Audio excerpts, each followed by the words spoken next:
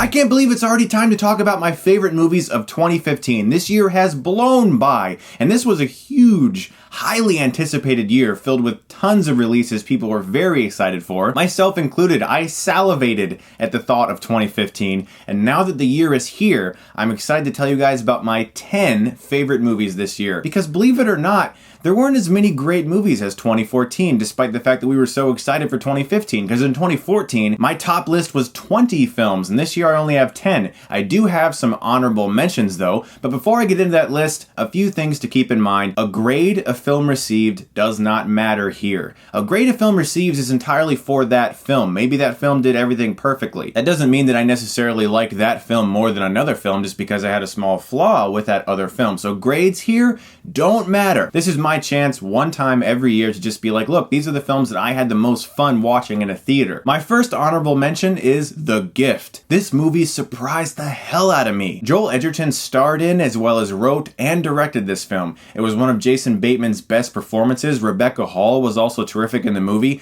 and it had a whopper of an ending that floored me. My next honorable mention is Inside Out, one of Pixar's best in years. I love this movie. It brought me to tears. It was a beautiful animation with great human emotion. In fact, the entire movie was about emotion. Steve Jobs, a very well written, very well acted movie that I had a great time watching, and Mission Impossible Rogue Nation, the 5th movie in this franchise that continues to chug along and bring us awesomeness. All right, guys, it has come down to it. Let's get going with number 10.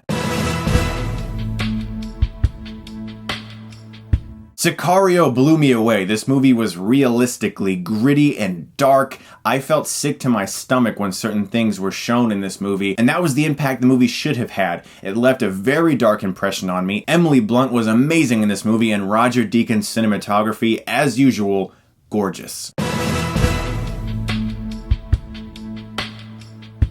Spotlight is one of the best written films of the year. This movie riveted me from scene one. This movie was directed so subtly and so held back that what rose to the top was the need for justice for victims. And that is what should have happened. Spotlight was terrific. The Revenant is one of the best looking films I've ever seen. The cinematography in this movie fucking blew me away. Leo DiCaprio is, again, fantastic. This guy continues to impress me. His performance here was very physical, minimal dialogue. In fact, even some of the dialogue he did have was in another language. It had one of the most intense scenes of the year involving a bear, terrific acting, and brutal, realistic violence that just exploded off the screen. Ridley Scott's The Martian was such a return to form. I was so excited to see Ridley Scott back directing an excellent movie. And Matt Damon's turn as this astronaut who's stranded on Mars was brilliant because it subverted expectations. In a movie like this, you expect it to be really depressing and sad and have this guy be alone and crying all the time, but he found the humor in the situations. It made the movie so much fun. It was so lighthearted, which was such a different thing to see with a film like this. Also, the special effects were great. It's Ridley Scott's best movie in years, and it's one of Matt Damon's best performances of all time. When Marnie Was There is quite possibly Studio Ghibli's final film, at least for now. That's the way it's looking. Not enough people saw this movie. I'm sure a lot of you don't even know what this movie is. Studio Ghibli, if you don't know, has made some of the best animation of all time, and When Marnie Was There was a gorgeously beautiful, haunting animated film about friendship, about being socially introverted, about discovering your family roots, about discovering who you are as a person, and it floored me, and I'm talking floored me. The ending of this movie had my eyes welling up with tears. It affected me in such a personal way. It's a beautifully, beautifully hand-drawn animated film, and if it is Studio Ghibli's last, they went out with a bang!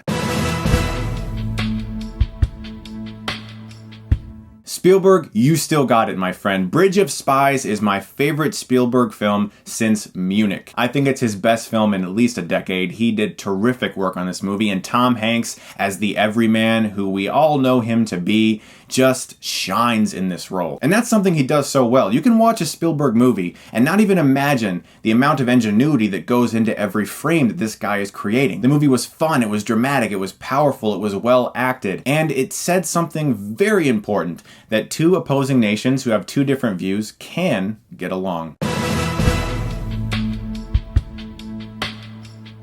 Quentin Tarantino, in my mind, did it again with The Hateful Eight. Some people didn't love this movie as much as his other films, but I found a great amount of enjoyment watching a bunch of angry people snowed in at a lodge trying to figure out which one is the culprit. I love the location of this movie. I love the feel of this movie. I love the dialogue of this movie. Samuel L. Jackson and his monologue about you-know-what. You guys know that scene rocked. It was fucking awesome. I love this entire film. Kurt Russell dragging Jennifer Jason Leigh around and she also giving a fantastic performance. My gosh. For me, The Hateful Eight was like watching a movie that was released in the 1960s, except with all of the restrictions lifted out of it that would have been on a film released at that time.